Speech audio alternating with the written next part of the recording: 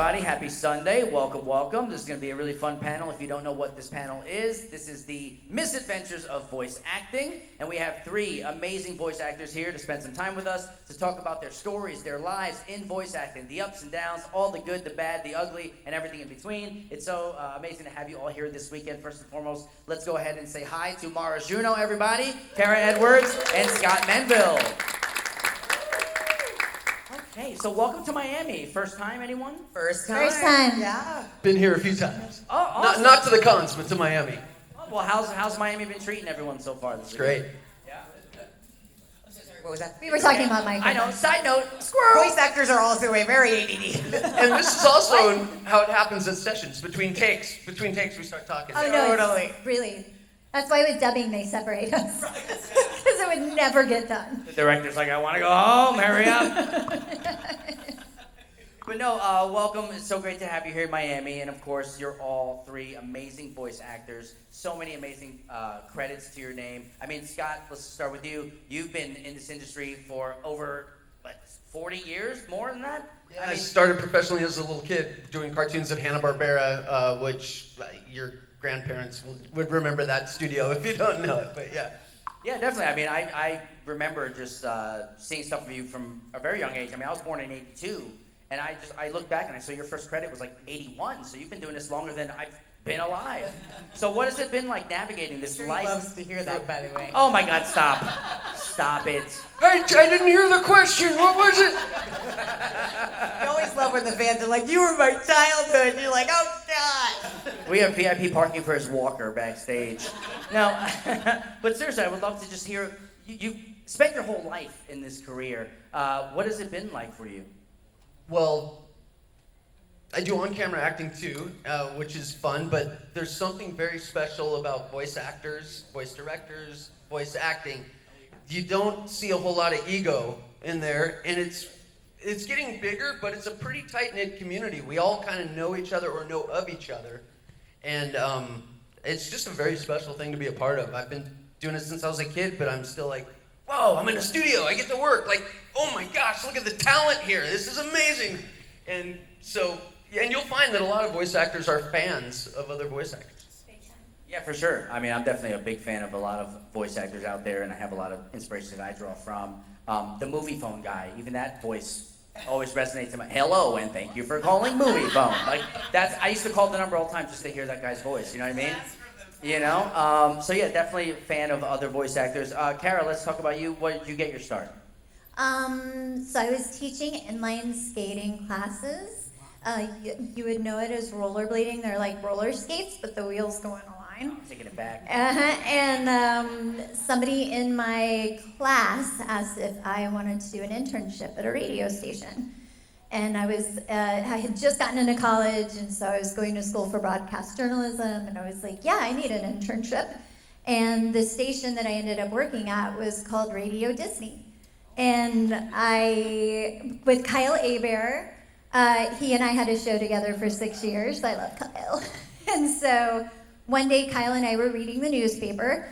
It was this thing that we used to have a long time ago where they would print words on paper, and they would deliver it to your house. And so we were reading a newspaper, and there was an ad that was asking for people who could do cartoon voices in Dallas, because Radio Disney was based in Dallas. And so we answered the ad. Kyle talked me into it, and it was for this little company nobody had heard of called Funimation.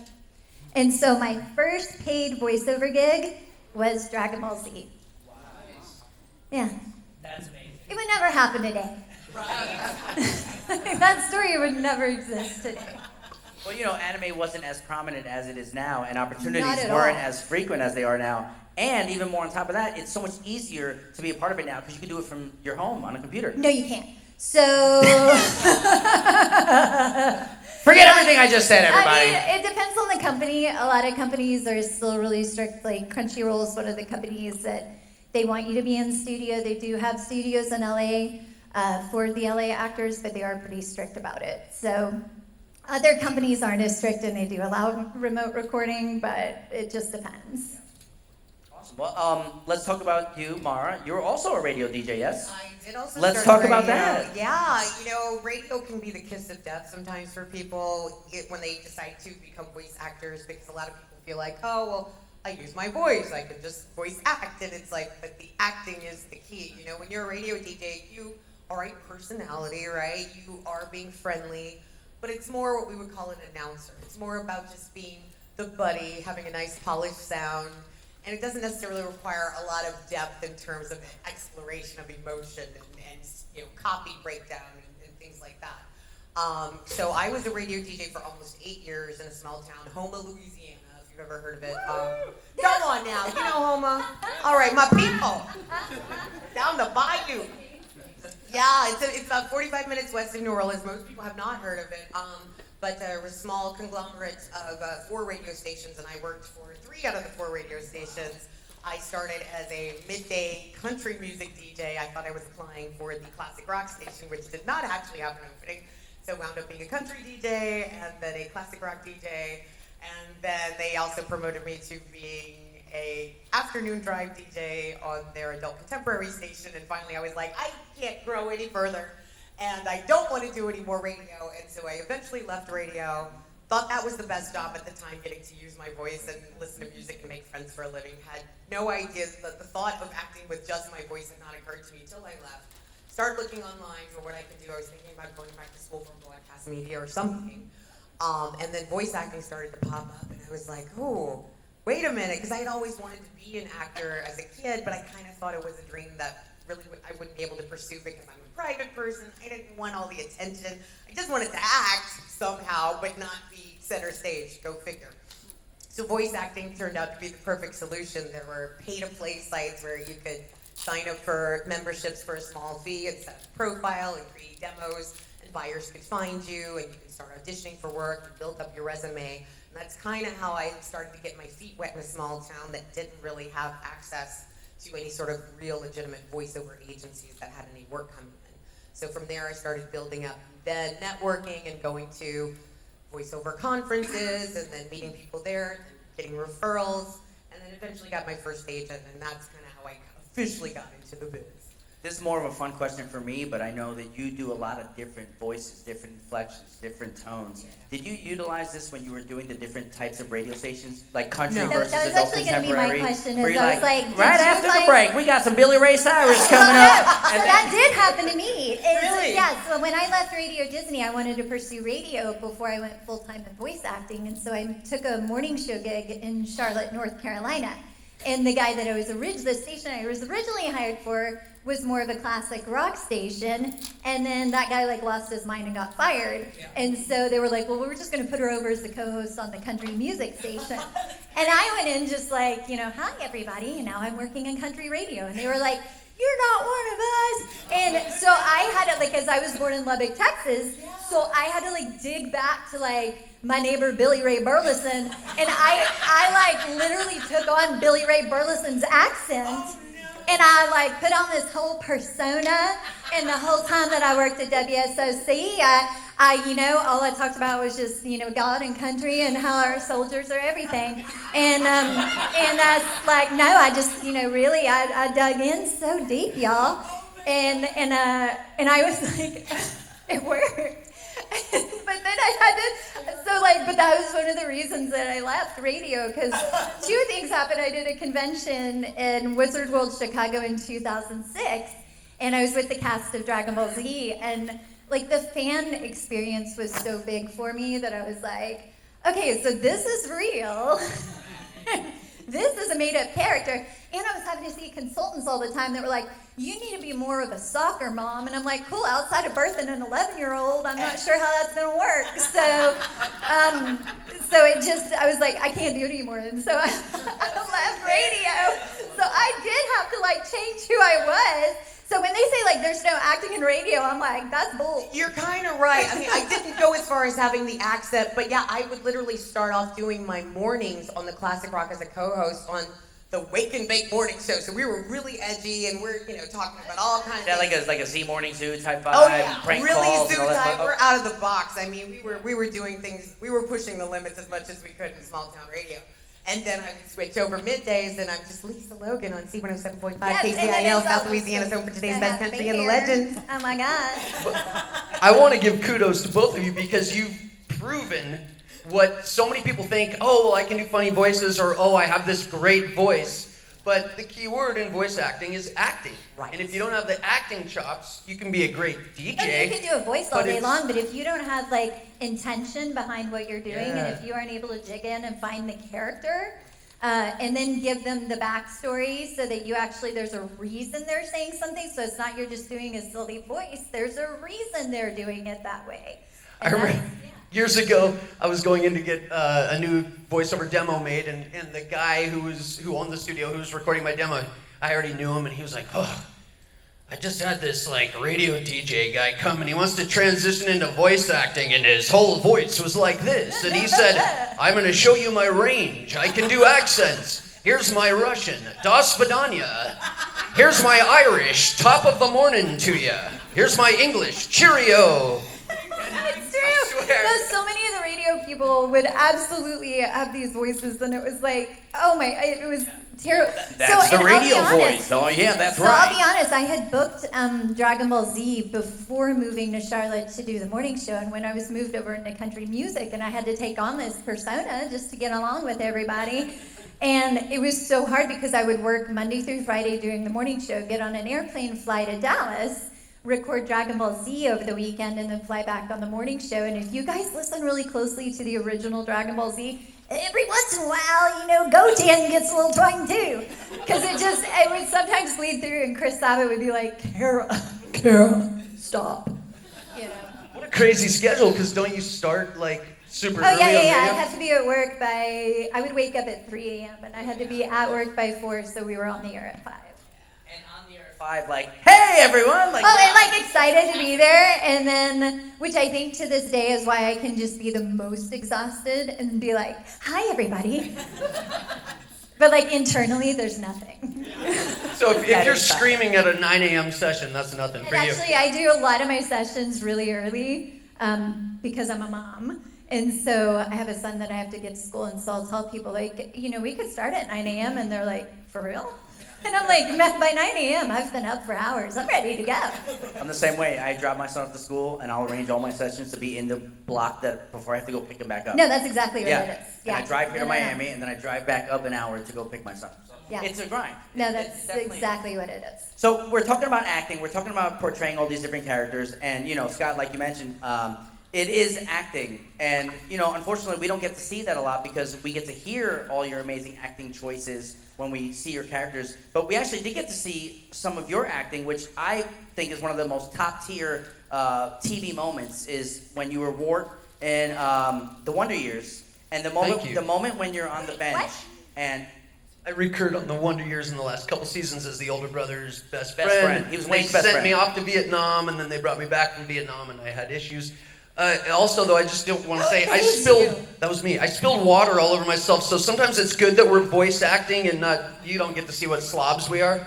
But thank you for bringing that up. That show was a very special show to be a part of, and that episode was very special.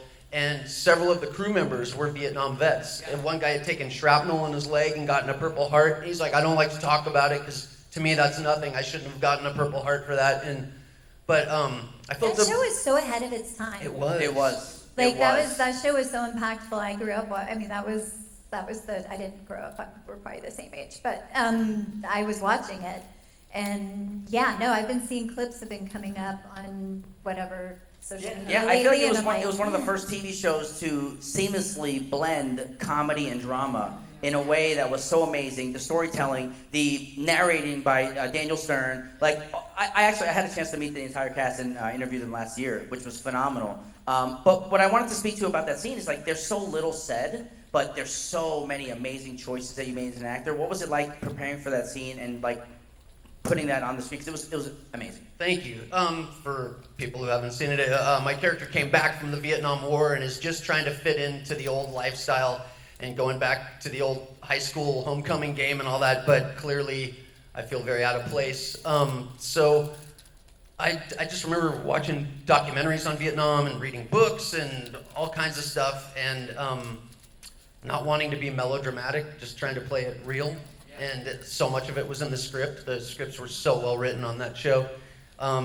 And I do remember it was a crying scene that I had to do in that episode. My last scene was a crying scene, and I take off all my clothes, and they find me sitting in my underwear, like on the school baseball field at night, which is empty. But I was so relieved. For some reason, that scene came at the end of the shoot. So I shot like on that episode 5 days, 6 days, whatever. And it was the last one, so it was always in the back of my head, like, oh, I got that heavy scene coming. But it was such a relief after it was done that Jason Hervey, who played the older brother, and we started the sprinklers came on, because we shot at night, so they came on at like midnight or something, and we just started running around the grass and sliding, and I was in my boxers, but he was in his wardrobe, and the wardrobe department were not happy with him. They're like, "You've grass stained your pants, Jason!" And we were like, eh.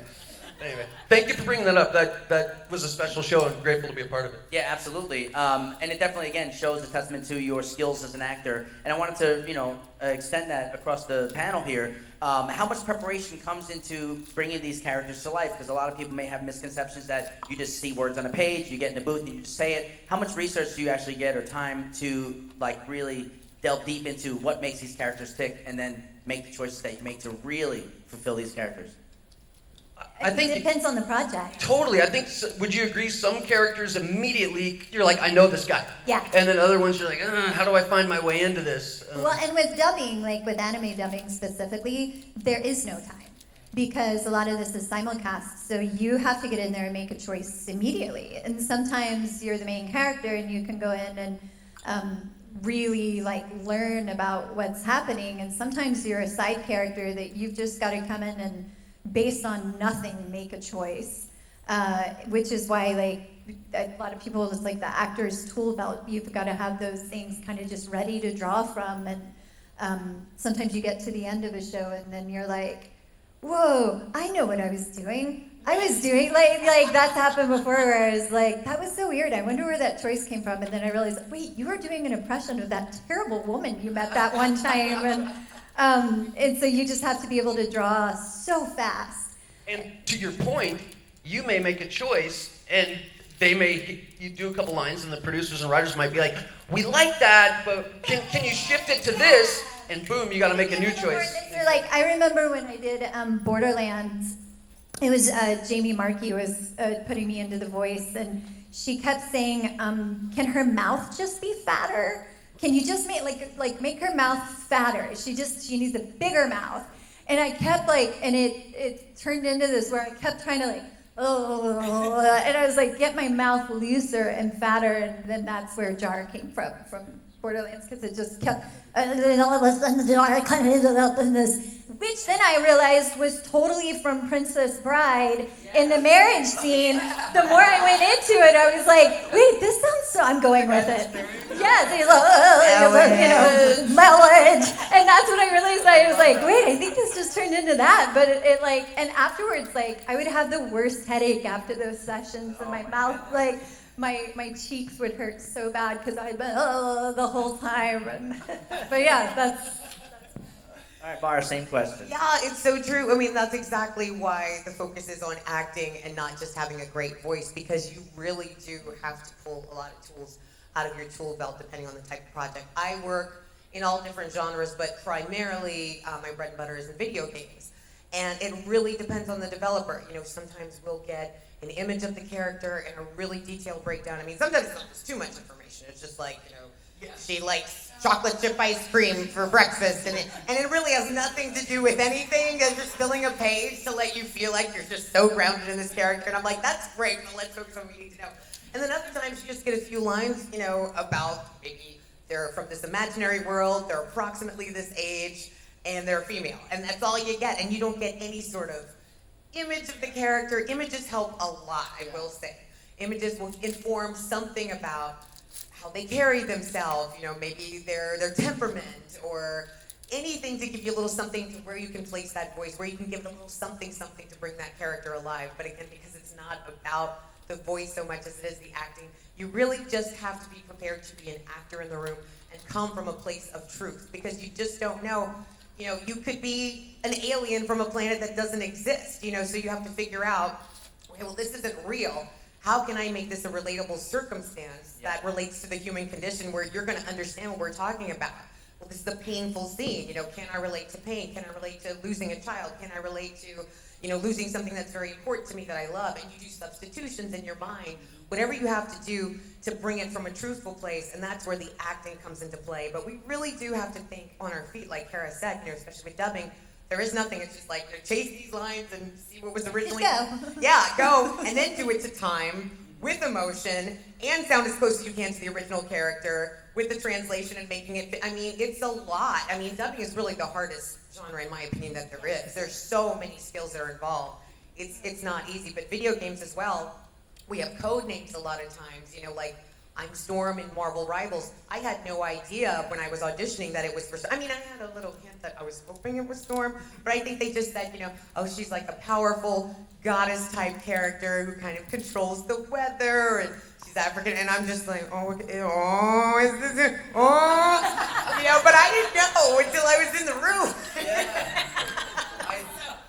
I want to piggyback on a couple things you said. First one, I recurred as Doc Ock, Otto Octavius on Marvel Spider-Man, but when I auditioned, it didn't say Spider-Man, it didn't say Doc Ock, it had a fake name. He was Professor Harrison. It's frustrating, right? Because if we knew... Well, if I knew on we that could one, I tap think in. I might not have booked it. I would have been like, oh, this is how Doc Ock should. Oh, So right, and you do I got lucky. impersonation. But the other thing I was going to say that you touched on is when you were saying, like, maybe you're an alien on this planet, and you have to make a choice, and then what happens? This has happened to us. Great, we've got all your lines. There's just 8 lines from this other alien from this other planet, and you have to figure out, how am I going to make that different from the alien I just Because did? they'll have a conversation Yeah. in some scenes, and so you have to differentiate. Yeah, it's a lot. In relation to acting, I also want to talk about how much physicality plays into being in the booth, because a lot of people think you're just standing in front of the microphone doing this, but you did mention, and I want to touch base on, you know, if the character's tall, maybe you'll stand taller. If he's short or has a hunch in his back, you'll stand like this. How much does that really help and bring the more realism to the performance? 100%. I mean, yeah, I look at our body, we are wind instruments, right? Like you know, how you carry yourself. So, for instance, I do celebrity sound-alike work sometimes for trailers and things, you know, ADR. And, you know, like, say I'm doing, like, Judi Dench. You know, I will go and look and see interviews of her. I know she's obviously, you know, a couple of decades older than I am. So there's only so much that you can do with your physical instrument when somebody is aged, right? But because you've aged, that character, you know, she carries herself, right? It's the lung capacity. Right, it's the lung capacity is going to be a little bit weaker. The first mistake I noticed that people tend to make when they do older characters, they're talking way too fast, way too loud, way too energetic. Not to say that there's not some sprightly senior citizens, don't get me wrong, but the point is, in general, there are certain rules about how people start to, not decline, but you know what I mean, age. So, you know, you're going to breathe a little bit slower, a little bit thinner. Your voice isn't going to have as much command. You're probably going to have a lot more confidence because you've seen a lot of things. You've been through a lot of shit. You don't take a lot of shit anymore. So there's going to be a quiet confidence. You're going to move a bit slower. You're going to carry, you know, probably your posture's not going to be so great. Judi Dench is going to have a little bit better posture. But you know what I mean? So then you place yourself that way, and all of a sudden you start to just relax into the role and get a little bit softer. Then you start to find that place, and all of a sudden you start landing there. But it's a rhythm, and you've got to play with that instrument, right? Like an accordion almost. But it really does require observation of how we do move. And then on the flip side, you know, if you're doing a really energetic character, you've got to be moving your body. But the trick is, you know, especially if you're... You can't hit the things. You can't That's hit the hard things. part. This is a Yeah. sensitive thing. So we've got to have all this energy, right? But we can't hit that mic. You can't be breathing too hard and popping your pinks into the mic. And you can't be moving off axis. Exactly. You have Yeah. to stay in this tight zone, a box around the mic, but your body has to be moving. So you know, you're running. So you have to be doing all this, but you can't be tapping your feet because you don't want to record the feet. They're going to add their own fake feet sounds, right? So all these things you're thinking about while you're doing something like, I'm pretending to run, but I can't move. And I'm being punched, so you're like, ugh, but you can't go, ugh. So it's like, ugh, ah, ugh. And you're staying in this tiny little zone. But you can use the like the punches, like I'll physically like push. So there's tricks. This happened just a few weeks ago. I was trying to remember. I don't remember the character. But I guess for whatever reason, the physicality of this character for me, I really needed my left hand. and the mic stand for some reason had the like headphone thing coming out on the left. And after about the third time, I hit it, and I was like, I am so sorry. I don't know. And then finally, I just had to look at the engineer, and I was like, I can't voice this character without my left hand. I don't know why, but I need to be able to do this motion. And so he actually had to come in and like rearrange and move the thing around, because I was like, I don't know, this is not going to work unless I can do this. How about the curly headphone cables? Well, and also You're his, doing like, it and they swing. yes, They swing. hit, yeah. And the problem with the curly ones is that's where my ADD kicks in. Is I'm like, I'll find myself curling them around my fingers, and then I'm like, stop messing with the headphones. I can't. When untangling them, and it's that. Like, and I go with this. Yeah, but there's also the famous story of Sean Schemmel has passed out now twice doing the Kamehameha. Those are super real. Like I've come very close on some of the Dragon Ball screams. Like that's what the show is legendary for. So we'd be like, yeah, they hurt. It's physical. These are the stories that we came here for, everybody. This is the stuff you're not gonna. And can we get a little clap for that Juni Dench masterclass just now? Like that was amazing. Did anybody ever watch a show called Salute Your Shorts? Yes! So one of my dear friends was Kirk Bailey, who played Ugg, the counselor. Yes! And Ugly! He passed away in 21. I miss him so much. He was such a sweet guy. But I knew him from doing voiceover, and Kirk passed out and went down, and we were all laughing because he had to do this big, long effort pass, doing a dubbing thing. And he got to the end, and he nailed every piece of sync on this effort, and he went down to his feet, and we all just started laughing, and then he went, boom. We're like, oh, God. That was real. It is real. Like I say all the time, like, people don't understand the amount of physical effort that goes into it. When I was recording Fighters, Dragon Ball Fighters, I had just recovered from a very, very mild pneumonia. And I was just kind of, your body's still a little weak, and I was coughing, and between takes I was fine. I wasn't getting anyone sick. But at one point there was a big screaming. I mean, there was a lot of big efforts and getting hit and punching, and you've got to know the difference in the sound between getting hit and punching. And how hard are you getting how hit? Hard, yeah. Is it a kick? mild Is hit? it Is it a hard hit? Is it one of my favorite stories from a panel was Kari Wahlgren was talking about doing a video game, and her character was being fed into a meat grinder, and she said, so what question do you think I asked first? And she says, is it going to be head first or feet first? Because that's going to determine how I do this. I was like, that's really true. But yeah, so while I was doing Fighters, at one point I did a really big scream and effort, and I felt this horrifying sharp pain. And we had to pause for a while, and I later found out I dislocated 2 of my ribs. Because I was already weak from having been sick, but I was doing the motions so hard that so it is real, y'all. And to piggyback on that, though, just know, don't feel like that's a goal that you have to reach, to live up to be a professional actor. Especially if it's a union project, the union will protect you. There are guardrails in place. You should be able to ask your director, if you need to take breaks, no job is worth ruining. This is your moneymaker. This is your instrument. You shred it for one voice that does nobody any good, and then you're paid once, and then we don't get There's so many residuals on this protections. stuff. When I started, none of those protections were there, and there's been a lot of fighting over the years to get to where, thankfully at this stage in our careers we can say no, no, thank you, I'm not going to do that. But yeah, no, in the beginning it was just keep going, keep screaming. I remember the first person who gave me advice was, you need to go get those little tubes of lemon juice, and if you'll just squirt those on the back of your vocal cords, that's going to help you stay gravelly. Don't ever do that, guys.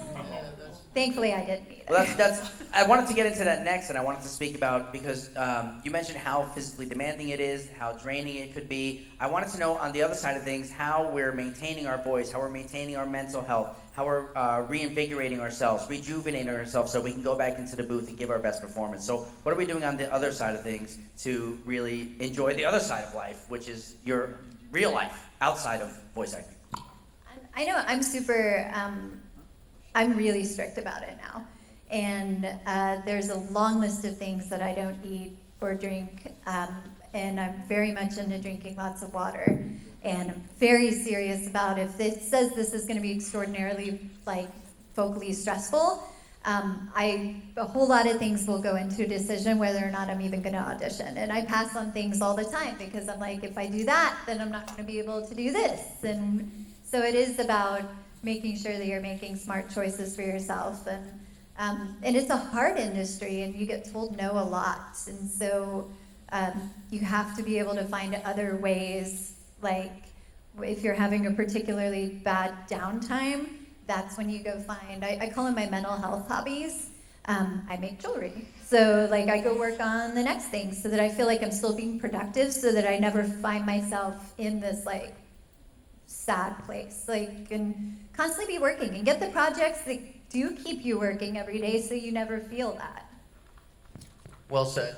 And I also want to say about the vocally stressful thing, there have been times where I've come up with a voice and I go into my booth or whatever to audition and I'm like, I will not be able to maintain this, so I'm not even gonna, either A, I'm gonna pass on the audition, or B, I gotta do something different because I'll be worth about 15 minutes on the job and that's it.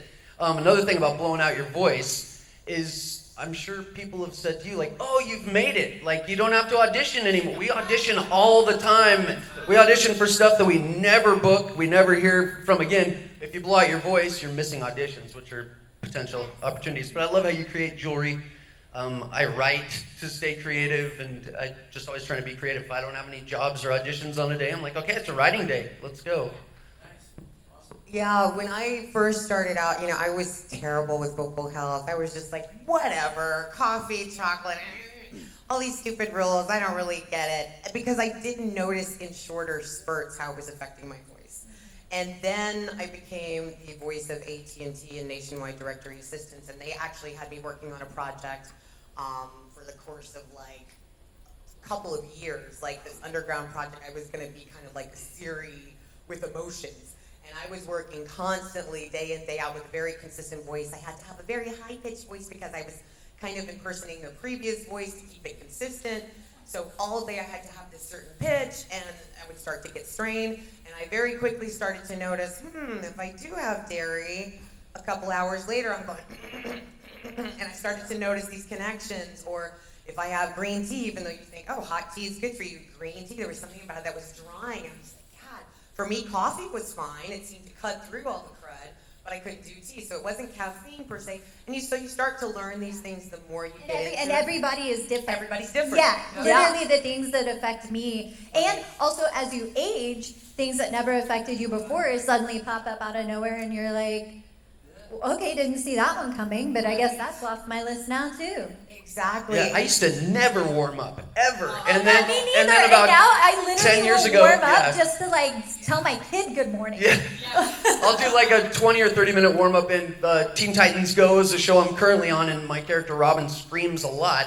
Thankfully, we recorded on Fridays, so I have the weekend, but I definitely have to do warm ups and then cool downs. But Frank Welker, one of the greatest actors of all time, he sips Coca-Cola when he's feeling it. So there you go. Everybody's got their own remedy. Yeah, I knew a guy who would sit there and eat sunflower seeds. So I'm like, that would do me in for this. I'm sure the mouth noise is lovely. But yeah, you really have to kind of learn kind of what works for you. And like you were talking about vocal stress, that's another thing in scheduling on weekends. You have to figure out, okay, is this vocally stressful? If I really do want this role, okay, maybe I can work it at the end of the week so then I can shut up over the weekend. But it's tricky, right? Like, it's a weird condition that we have because we're walking around with the vocal rest. Yes. That's, my kid and I have codes for vocal rest. Oh, really? Yeah. Does it I'm work? a single mom, so I have to be like, okay, and I'll just be like, if I pick him up from school and I'll just do this, and I'm like, and he's like, okay. And then what's funny is then I type everything. I just keep my phone and I type everything to him. But then he's 10, so he's like, wants to type back. I'm like, no, you can speak. He's like, no, this is more fun. Yeah, meanwhile, my husband's a voice actor, and we can't shut up. Like, I'll tell him, like, I'll come home from a strenuous session, I'm like, I have to shut up for the next 2 hours. Then he comes in, what do you want for dinner? What you think about? And I'm like, you don't shut up. The same, there's certain characters that I know it's like, oh, you're gonna be doing a game with this character, and I'm like, okay, well then that's got to be on a Thursday or a Friday, and it's got to be at the end of the day. Or if it's something that I have to do earlier, then I will make sure that I just don't schedule anything the rest of the day. I just block it off.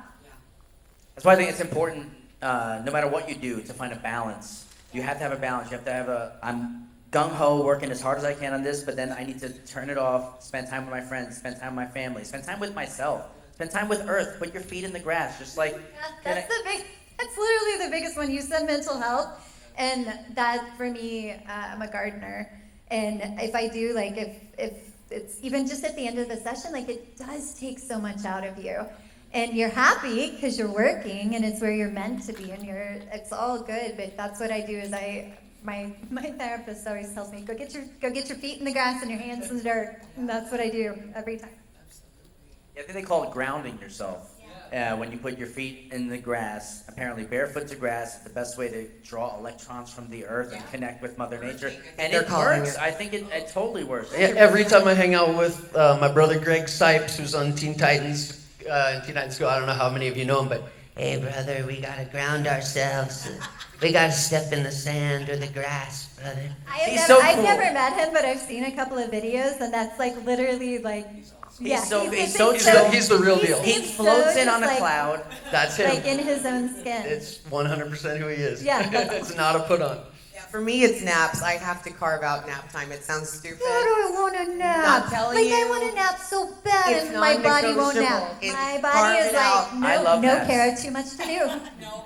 And I have fights with my wife about it, and I'm like, don't anymore. When my body says it's time to rest, I'm resting, and it's nap time. I don't care what you say, and just let me have my naps. Absolutely. Naps are healthy. I think after you turn 40, you just help naps become a part of your daily routine. You have many years before you have to worry about naps. It probably hasn't been many years since you were worried about naps, so. All right, so we have about maybe 15 minutes left. I would love to take some time just to deep dive into, let's say, a beginning voice actor. What are things that they should look for? What are things that they should look to avoid? Whether it be shady casting directors or, like you said, things to do with your voice. Where can they find help, guidance online? For a beginning voice actor, where do we begin? I can recommend a great book. My friend Yuri Lowenthal, wonderful voice actor, and his wife Tara Platt, equally wonderful voice actor. What's that? They wrote a book called Voiceover, Voice Actor, and I believe they have a website. And I think the book takes you from like beginning up through like being a working pro. So there's a lot of great info in that. And write this website down. I want to be a voice actor. Oh my God, such a great resource. Uh-huh. That's one I always do. D. Bradley Baker has compiled, from beginning to end, like, what questions do I ask? Where do I get started? Who are good coaches to work with? What are good websites? He's got it all right there. I will tell you some red flags. For instance, don't sign up for anything where they're offering to make you a demo at the end of the week or at the end of the project. Nobody can guarantee when you're ready to have a demo. And you do, a demo is a very tricky thing. I'll be honest about it. Let's talk about demos. Okay, demos are one of these things in the business. It's like, people are like, well, how can I get a demo if I don't have the work? And how do I get the work if I don't have the demo, right? And then everybody tells you don't make your own demo. But I'll be honest, some of the best actors I know, myself included, started making their own demos because demos are hella expensive. So I heard your animation demo. It was great. Thank you. It was great. And we made ourselves. So it's like, I feel like such a hypocrite saying don't make your own demo. But I will say there were extenuating circumstances. Both myself and my husband were serious audiophiles, very familiar with audio engineering, kind of know what the expectations are of how a professional demo should sound. Like for instance, there's a different sound in radio versus what you're going to hear on broadcast television for regular commercials. Local radio is going to be very compressed. Everything's going to be, if you're looking at the levels, it's like slamming, in your audio editor. Whereas a modern, clean demo for broadcast is going to be very clean. It's not going to have compression. It's not going to have certain things. You wouldn't know that, right? You're just focusing on, I don't know, I just want to do the voice and do the characters, things like that. I would say, number one, demos are not as, I would say by agents taken as seriously as they used to be. I've talked to a lot of agents. It's true. They're just kind of getting sick of demos because there have been so many shady demo producers, yeah, who can make you sound great with 50 takes, you know, of like, they'll have you say a word 50 times and we can piece it together. I used to co-produce demos with my hubby Jordan, so I know all about it. I know we can make you sound brilliant, but can you duplicate exactly when that agent listens to your demo and goes, this is outrageous, like I would love to hire you on the spot, and then they put you in the booth to test what you can actually do, and they realize you can't do any of that because we put it all together. So it leaves a sour taste in people's mouths. So I would say, you know, when it comes to demos, it's not as important these days about how professionally it is produced, or even if you do compress it too much and this and that, and you may have to put something together yourself, but when it comes to paying somebody for a demo, they will probably be charging you thousands, and they will probably be telling you you're ready before you're ready, and you may have a natural talent and you may be wonderful. But a demo is something you really want to take your time before you invest in, because once you're ready to start, you know, distributing those out, you know, you're going to bring that to maybe your dream agent, right? And you don't want to present that before you're ready, you know. And if you bring that a year before you really, they say it takes 10,000 hours to become a master of your craft. You know, any genius that you know of, most people were not born geniuses. We've come to discover this recently. It takes, on average, we found 10,000 hours of some sort of familiar practice in the field before you really, you know, become a genius, you know, a natural born genius. So keep that in mind. You may have been doing voices your whole life. That doesn't mean you've been doing voice acting your whole life. So you may think, oh, I've got my 20,000 hours. No problem. Take your time, be patient, do the training, go to these resources, you know, read the book like Yuri's book, and go to the websites and get the information. But don't be too proud to coach. But sniff out those red flags if somebody's telling you, oh yeah, just a week of my program, we'll get you 2 demos, blah, blah, blah, bang, bang, bang, and we'll set you up with an agent and run. Okay, just know that that's not where you want to be. Any other insight from anyone else? I will just say, I love everything you said, and my agents have told me that when they do listens to demos, and this was a few years ago, but they say you only get one chance to make a first impression with them. So if you have a demo and you're like, I feel pretty good about it, but not great, that's not the one to send in. You're better to wait a year till you have one that you feel great about, because my agents have told me that on a new person, if they listen and they don't like it, 2 years later, if that person sends a new one, they're like, no, I remember that person, they didn't impress me. Yeah. Because agents are busy. Oh, so sorry. No, busy. You're good. It's the same thing there, but like same with auditions too. Is if you're not gonna do a great audition, don't send it in, because then they're gonna stop sending you the opportunities. Absolutely. I've talked to agents who've told me, I've had agents give me estimates from they get anywhere from 300 to as much as 700 emails in their inbox a day. Imagine that. Imagine fielding that. So you don't want to piss these people off. They are tired. And in the middle of checking emails, they're trying to book work for their existing talent and find new talent. Like, it's a lot on their plate, and they're only making 10%. So don't waste their time, because they will remember you, and you don't want to be remembered for the wrong reasons. I have a question for you on what you just said. If you don't feel good on an audition, do you not send in I don't either. Okay, no, And if my agent send me something and I'm like, I don't feel competitive on this, like, Yes. or I do, I'm like, let me try it, and I'm like, this is like a B. You Like know not what, an A. if it's I'm like, not, eh. even if it's something, because I don't send- I've also had Commercial? stuff, and I, No, commercials. Okay. I'll send it right. yeah, commercial, I do everything. Yeah, they're... But I also have had the opposite be true, where there was an audition that I did, they came through on a game, and when I read the specs on it, I was like, I can't hit that at all, because they were looking for a really deep voice witch. It was a witch, and I was like, you know, I'm right. And so at first I ignored it, and then I stopped myself, and something in the back of my head was like, so do your version of this character. And I went in and did this just, off the chain. I was like, they're gonna throw this in the trash, but it'll be so believable that they'll at least listen. And I got cast. So like, you never know. But if it's something where when I'm listening back to the auditions, and I have friends that we send each other auditions for second opinions. Damon Mills is one of my besties, and so like he'll help me out sometimes where I'm like, ooh, I'm kind of like, what am I missing on this? Or I feel like there's more that I can do. And honestly, Damon's so great too, because sometimes he'll just like, get out of your head and hit send, and I'm like, okay. But you know, it is good to, if you can have a little feedback from outside, that's great, but you don't need it. And often there's not time. because so many times it's like you have 2 hours to send this audition, and well, I don't have time to send it to anyone else. But yeah, if it's something on the specs that I'm just sitting back going, I want to make sure when I send things in that I feel really, really good about what I'm sending in, because it's not like you're not going to get cast every time at all.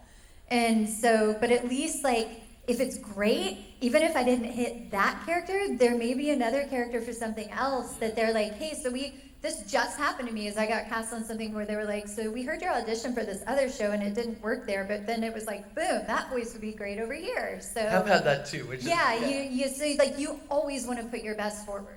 or voice matching. Actually, I remember one time I was like, I don't think I'm close on this guy, but I'll send it, and I booked it. So Yeah, like you don't know, like so it is scary to not just send Yeah. everything. But I have friends that they're like, I sent absolutely every audition, and I was like, I actually just passed on one literally right before I came here, because the more I read the specs, and it was mostly because they kept talking about how vocally strenuous it was going to be.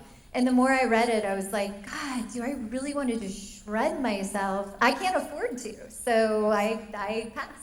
Piggybacking on what you mentioned about trying something different, it doesn't always work, and oftentimes agents will recommend you do that as a second take, because they do want you to honor what the writer took the time and care to put into this character. If they said this character is a spicy, 65-year-old, grouchy, whatever, you want to bring some of that to the table and not look like, oh, I got this, I'll do whatever the hell I want to.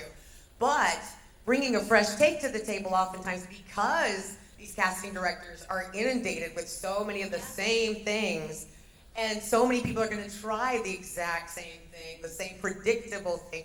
Imagine listening to, in some cases, 300 auditions over and over. And on average, whether it's a demo or an audition, if you don't catch their attention in the first 3 to 7 seconds, they're moving on because of time. If you get that much. I mean, I'm being generous, but at least maybe 3. They know pretty quick if you have that spark. So, if you do something a little bit different, if everybody's starting their character off with, I'm going to the store, and another, I'm going to the store, and you're just like, hey, what's up? You know what I think I'm going to do? I'm going to go to that damn 7-Eleven. They're going to perk up, right?